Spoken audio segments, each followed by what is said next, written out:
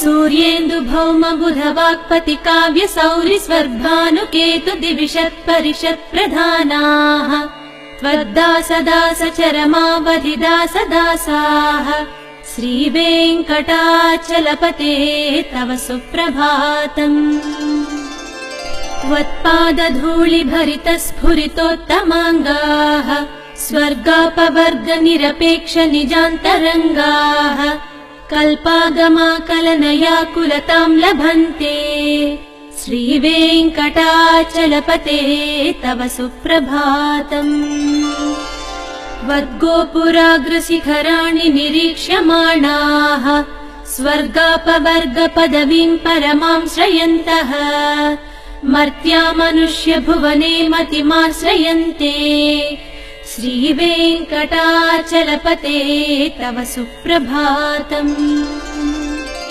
श्रीभूमिनायक दयादिगुणामृताब्धे देवादिदेव जगदेक शरण्यमूर्ते श्रीमन्ननन्त गरुडाधिविरर्चिताङ्घ्रे श्रीवेङ्कटाचलपते तव सुप्रभातम् श्रीपद्मनाभ पुरुषोत्तम वासुदेव वैकुण्ठ माधव जनार्दन चक्रपाणे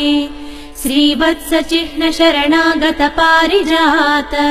श्रीवेङ्कटाचलपते तव सुप्रभातम् कन्दर्पदर्पहर सुन्दर दिव्यमूर्ते